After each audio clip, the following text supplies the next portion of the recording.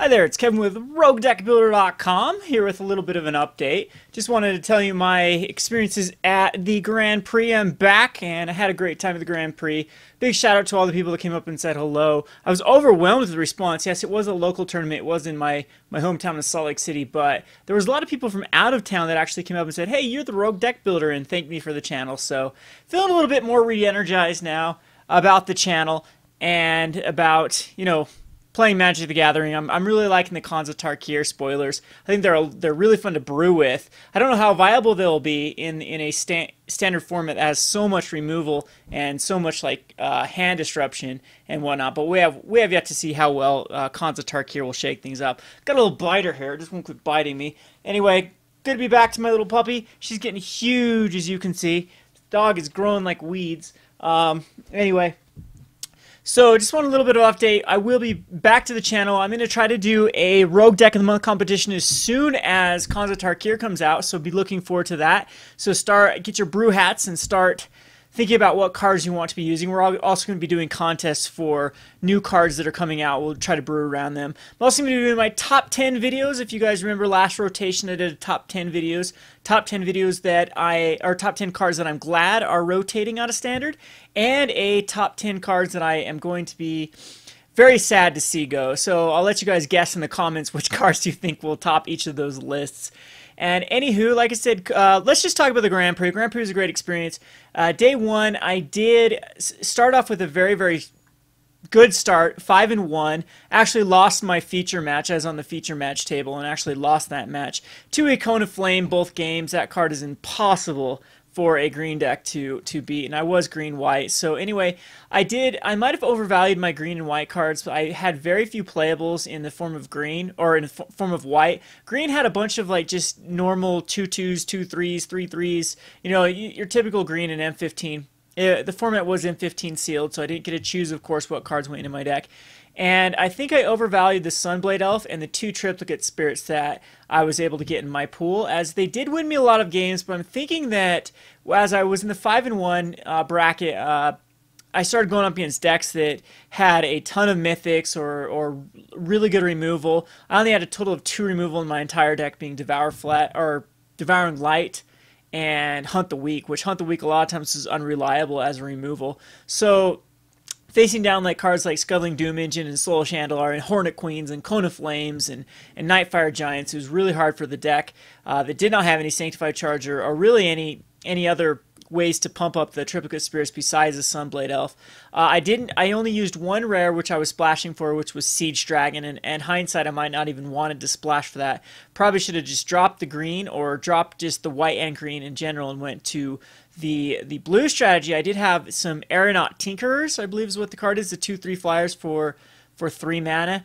And maybe that would have been a little bit better, as I did have 1 in Soul Artifact and an Ornithopter, and maybe I could have gone for the strategy of just trying to get an artifact out and ensouling it. And hopefully I didn't have a Darksteel Citadel, though, and all the rest of the artifacts were a little bit higher. Like at a Juggernaut, you usually don't want to ensoul artifact a Juggernaut, or a Gargoyle Sentinel, same thing. Sometimes you don't want to, it just gives it +2/+2. And really not many other artifacts that were worth ensouling. So a bit disappointed with day 1, but day 2 I borrowed a deck from my friend. I didn't bring a standard deck, and did the Super Sunday Series standard. I wasn't going to touch sealed again, and ended up going 7th. I think there was almost 100 people that joined the Super Sunday Series, and I went 6-1-1 with Jund Planeswalkers.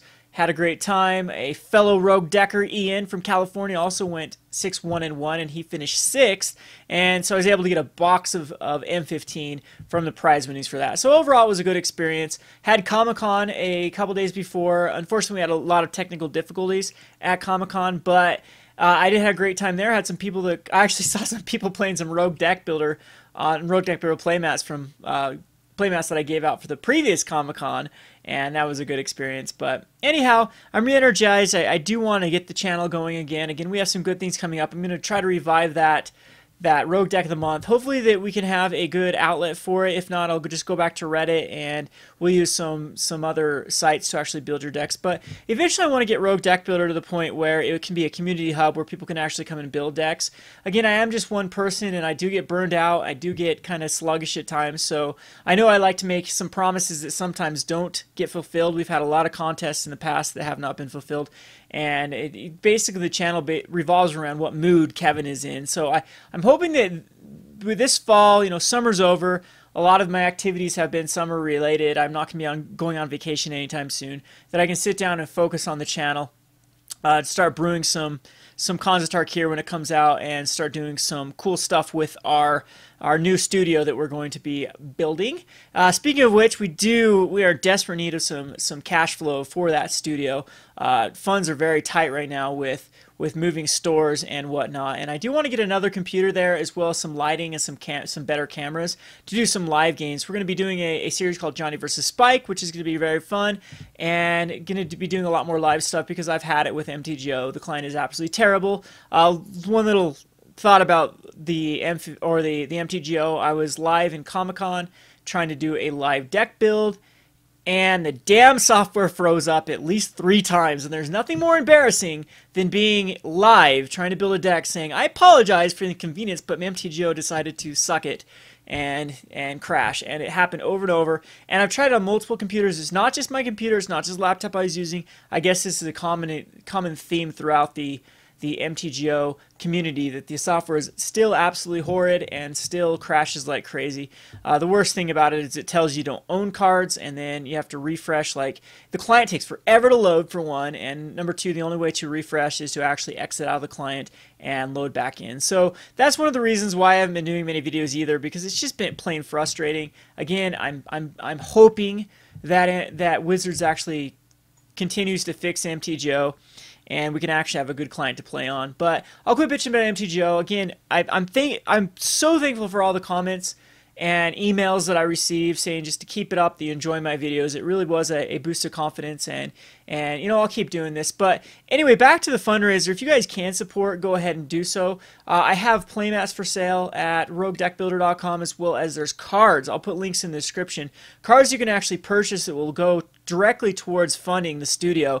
I mean, this is something that I think will benefit the community a lot, and if you do enjoy the channel, if you do want to give back, this is a way to do it.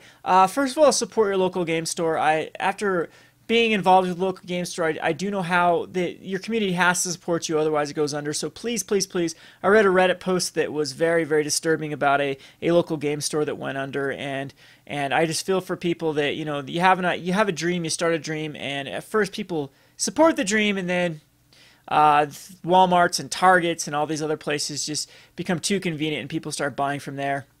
And yeah, and so if you like your local game store, please support it. Please keep it going. But if you don't happen to have a local game store, if your local game store is doing well and you'd like to support roguedeckbuilder.com and the move over to the new studio, I would greatly appreciate it. In the past, you guys have been more than generous, and I'm hoping that this is the last time I have to beg for money for a while from you guys. But if you do like the video, that will guarantee that you'll see more content. Otherwise, you know, I'll have to keep working on other projects to make ends meet, and the studio is going to be put on the back burner. So anyway, directly those purchases of either playmats, pure donations, or cards I will be selling will go directly to funding the studio. Again, lighting, new cameras, maybe a new computer down there to render, so I don't have to lug this big one back and forth.